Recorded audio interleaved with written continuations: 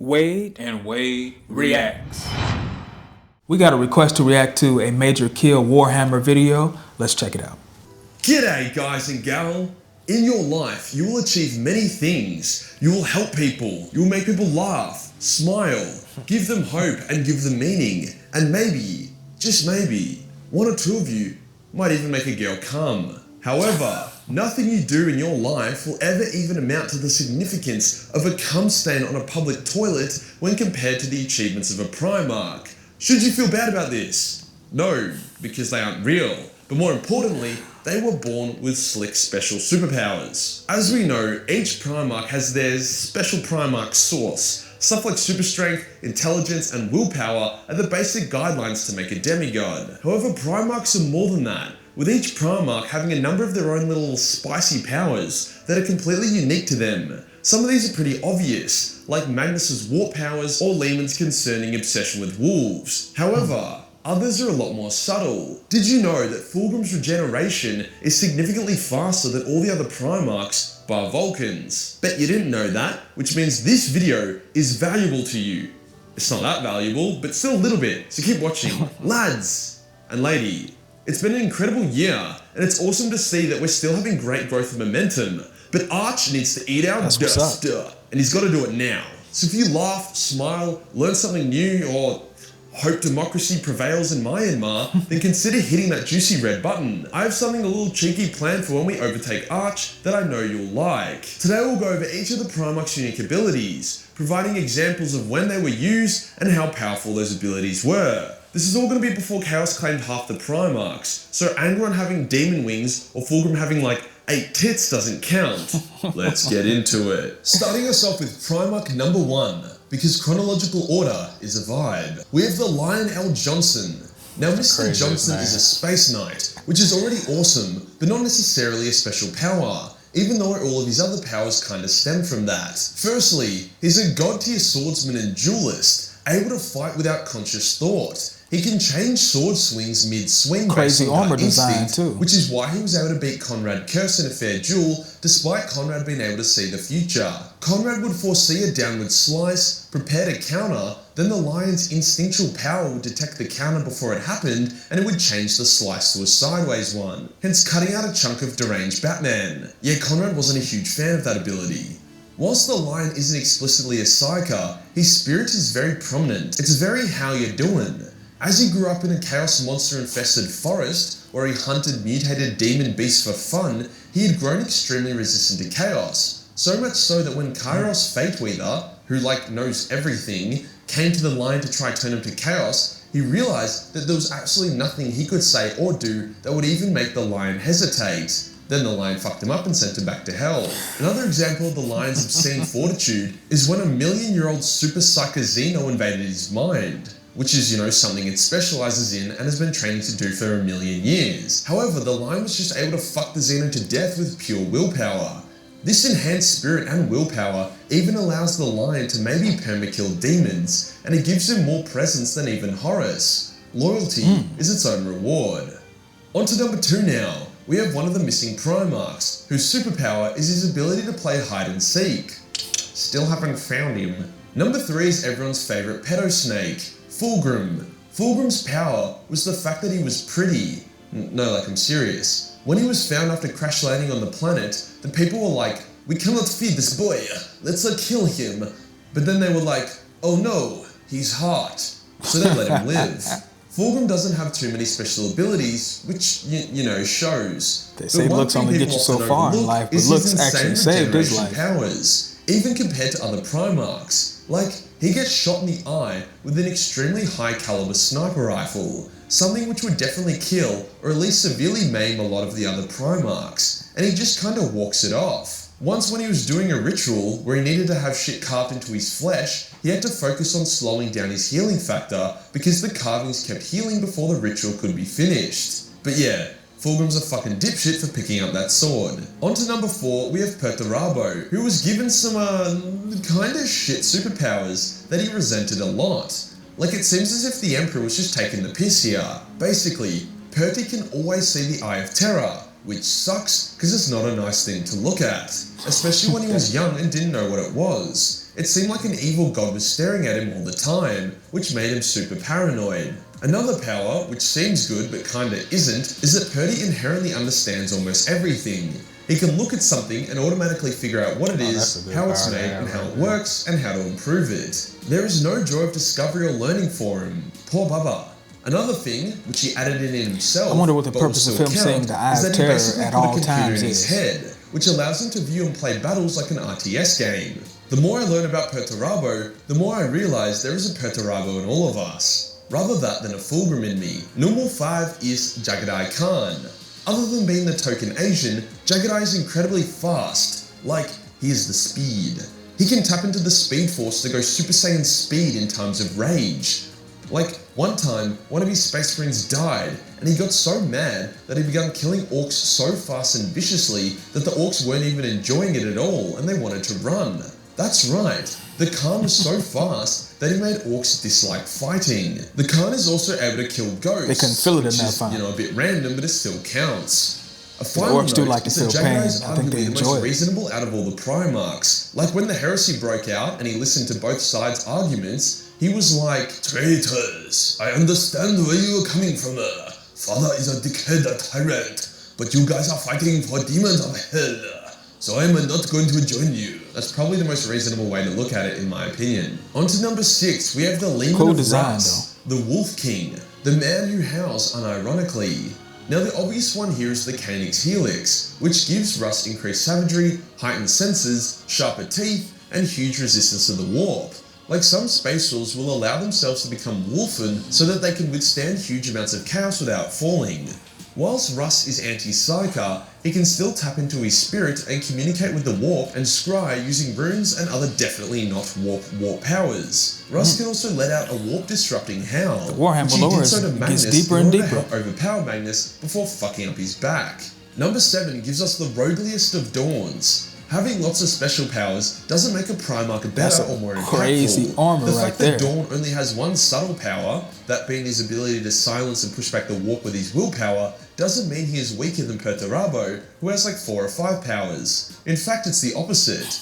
By Rogal not having innate OP powers, he has to work harder to improve himself, hence why he's a top tier swordsman, commander, and an all-round dude, even compared to the rest of the Primarchs. On to number 8, we have the best armor Batman, so far, with extra bats and no sense of morality or likability. Conrad Curze. Conrad is a good example of having too many powers, as it has literally broken his mind. He has an incredibly powerful precognitive ability, able to see events years in the future or mere seconds away. A downside to this is that his visions were harsh and they hurt his brain. As he got better at using it, it also caused more damage to his sanity. He foresaw the Horus heresy and the death of various Primarchs years ahead of time, and he could also use his power to time when to jump out of a ship so he wouldn't die. Another power of his is his stealth abilities. That's a good question. He can merge with shadows and become nearly invisible. It's Those not weapons as good as kind of remind me of Corax's the Predators. invisibility, but it's still Arm decent, blades. and it helps him pull off some gnarly ambushes. But yeah, I'd take a working brain over that shit any day. Number 9 is the Space Angel, who also had solid cognitive abilities, but he wasn't a whiny little bitch about it. Sanguinius. Now before we get into Sangi's foresight, got some cool let's armor address too. the elephant in the room. Motherfucker has wings. He uses those wings to fly, I was looking at that. but also kinda not. See, his wings, according to physics, are not enough to get him off the ground. Hence he is flying using warp magic, and his wings are just there to make it not look weird. His foresight is slightly less powerful than Conrad's, but it doesn't scramble his brain. It works in a very similar way. Sanguinius foresaw his death well into the future, but he also foresaw that a duel that he was about to have with Curze could kill either of them, hence he didn't proceed with it. Another less known power of Sangi's was his ability to bend reality to his will in subtle ways. When his flagship is crashing and should be breaking up and exploding, he wills it to survive the crash, and he basically holds the ship together through manifesting his desired reality. His duel with Horus is another example. Sangi foresaw the duel, and he accepted it as his fate, hence reality bent to make it happen. If he was like, nah, fuck that, then it's unlikely it would have happened. Number 10. The halfway there Primarch is Ferrus the Manus. Oh, he looks menacing. Sadly, Ferrus didn't get a whole lot of screen time, cause you know, he got decapitated. But he still displayed some cool powers. His innate knowledge of forging and engineering was insane, and it only grew more powerful when he bashed up what could have been a Catan shard and absorbed its necrodermis into his arms and central nervous system. Yeah, the metal arms were pretty cool and they gave him a serious buff. But yeah, a bit of head choppy kinda cuts, his lore short. Number 11 is the other missing Primarch, who is a master of Where's Wally, except that he is Wally and it's this page. Number 12 is the angry Angron, who has nails in his fucking brain. Worst superpower ever. Originally, Angron was an empath who could absorb and ease the sufferings of those around him, which he did to help his fellow gladiators sleep. But yeah, that ability kind of vanished when all he felt was suffering after getting the old brain nails. The brain nails also might have totally severed his connection to the warp, making him lose any other potential Primarch powers, as well as making him lose his Primarch aura, which is the thing that makes Space Marines shake in their boots whenever a Primarch is nearby. Yeah, the World Eaters fucking hated Angron. Number 13 is the big G-Man, Guilliman, the robot of That's Utes. the one I know. Guilliman has no superpowers. His strength, speed, combat ability and commanding skills are all decent, but not abnormally powerful. What he does have, however, is some mint-ass organisation skills, and in a galaxy full of constant war and suffering, being organised gives you a huge edge over everyone else. I thought so too. It seems like the abilities he listed though worked for Guilliman. I think he's the only one that's alive in the current age, right? Speed compared to a well-supplied and well-trained army. Each Primarch's abilities serve to make them a raid boss, whilst Guilliman's organisational abilities turns his armies into raid bosses. Just look at the effect Guilliman has had since returning to the setting. During the Horus Heresy, the traitor's goal was to delay Guilliman from reaching Terra. The goal was never to turn him to chaos or beat his armies, because both of them weren't going to happen. On to number 14, we have Morty, that smelly piece of shit. Morty was unusually tanky and could endure severe punishment. He also had an aura which gradually exhausted people. That's what I'm thinking. Even ones that generally doesn't sound like a Primarch's name. For example, in his fight against the Khan, does Lionel Johnson. A lot more hits, to be fair. but Morty was able to tank them whilst gradually wearing the Khan out. He can also endure significantly more poison and toxins than the other Primarchs, but at the cost of looking like an ugly-ass motherfucker. He also had a surprisingly solid stealth ability and could sneak past most people, and he was a psyker, but who cares? Number 15 is Big Red, Magnus the Big Red. Obviously, this dude's a wizard. Great wizard, shit listener.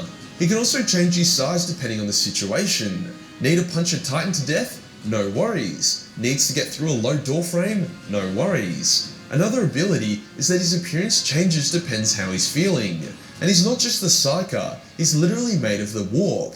Like when Leman snapped his spine, he didn't put Magnus in a wheelchair or physically disable him, he broke his soul. Probably would have rather the wheelchair, but oh well. Number 16, we have the big man, Horus. I'd like to say that male pattern boldness is his power, but it seems like half the Primarchs have it. Horus was a legendary warrior commander, but that isn't very special. What is special is his supernatural levels of charisma. After all, this dude convinced 9 Primarchs, beings of supreme intellect, as well as a ton of Space Marines, which are known for their genius IQs, to willingly sell their souls to the forces of hell and rebel against the Emperor for some pretty unconvincing another reasons. Level of charisma. Primarch 17 is the kitty fiddler, Lorgar. Lorgar was and still is the runt of the litter, but he did develop some snazzy skills over time. He unlocked these Saga powers, which whilst they couldn't compare to Magnus's, still came in pretty hot. Really good. He too has some pretty significant charismatic powers, as he was able to convert multiple planets to a new religion in only a couple of years. Yeah, he looks mobile. That charisma extends to his sons, who are unusually loyal to Lorgar, even for Space Marines. For example, when the traitors rebelled, each traitor legion had to cull about 1/3 of their legion due to loyalty issues. Lorgar didn't have to do this. In fact, when he did cull a portion of his legion, it wasn't due to loyalty issues, it was because he just didn't like them that much. Primarch 18 is Vulkan, who is stacked.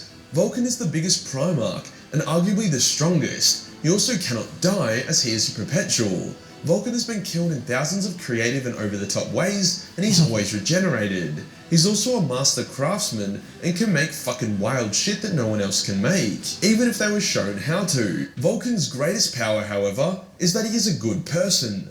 The Emperor was so proud of Vulkan to see that Vulkan maintained his humility when it seemed like all the other Primarchs had lost theirs. Give this man a hug. Primarch 19 is the Raven, Corvus Corax. Corvus is a spooky dude with some spooky powers. He can straight up turn invisible, even in broad daylight, and he uses his ability to survive the Istvan dropsite massacre. Yeah, that's what I'm saying. Corvus can also smell chaos corruption, as he killed a word bearer that was attached to his legion after detecting it within him. By far his coolest power though, actually no, by far the coolest power out of all the Primarchs, is his ability to transform into a gigantic shadow demon and wreck everyone's shit. One of the last times we see Corvus, he beats the shit out of Lorgar again. I want to see some of the Primarchs in action, whether in the animation or the game. I'd love to see a tabletop model of it one day. Fuck it, maybe I'll just get one made. I'll call it Raven. And finally, number 20, Alpharius and Angron. Other than their ability to scramble my brain whenever I think about them, these dudes can give their blood to their sons. This greatly empowers their son, and it makes them think that they are Alpharius, hence why Alpharius seems to have died like 10 times now. These Primarchs can also hide their Primarch aura and blend in with normal space marines. Alpharius was present for most of the Emperor's meetings with each Primarch, but he was able to go unnoticed in the crowd. It's funny to think that as all the Primarchs come from the Emperor's DNA, hence the Biggie has access to all of their powers. OP as shit. This might be the worst video to show to somebody that's not up on the Warhammer lore, because I don't know what was factual and what was a joke with this guy. And I have a question for the Warhammer scholars, the people that's deep into the Warhammer stuff. You done read all the books from the Black Library and all that stuff. What Primarchs are dead? Which Primarchs fell to chaos? And which Primarchs are still around? Whether they're on chaos or they're still on the side of humanity? That's a really good question. I didn't know anything about any of the Primarchs prior to this video outside of Guilliman. So I did learn a little bit from MajorKill when it comes to the Primarchs and their abilities, but I think he could have added a lot more detail and a lot more information in place of the jokes he made. The jokes were kind of funny, but I wish he would have added more information instead of the jokes. Yeah, and you do know about Lionel Johnson. Yeah, and Lionel Johnson too. I can't forget about him. That's a crazy name in the Warhammer universe. I would think that his name would be something different and not Johnson. Yeah, Morty is crazy too. Yeah, Morty is crazy. I'm wondering if that was his real name. Like you said, that was one of the things I couldn't separate from information or a joke. But maybe Morty is his real name, but that's hard to believe. Yeah, because everybody else has like name. Even Lionel Johnson, he has a name that sounds like it's real. Morty, in this world where everybody has a name, like, what was the dude name? Sanguinius or something like that? And what's the other guy name? Guilliman. And Rogal Dorn. You would think he would have something different than Morty. For real, me too. Now, what this video has done is it has piqued my interest in the other Primarchs. And as I said previously, I would like to see some of them in action, whether it be an animation or the game. Yeah. That does it for our reaction to this subscriber request. Don't forget to leave your thoughts in the comment section. Also, like, share, subscribe, and hit the notification bell so that you'll never miss a video from Wade and Wade Reacts. We're out here. Peace.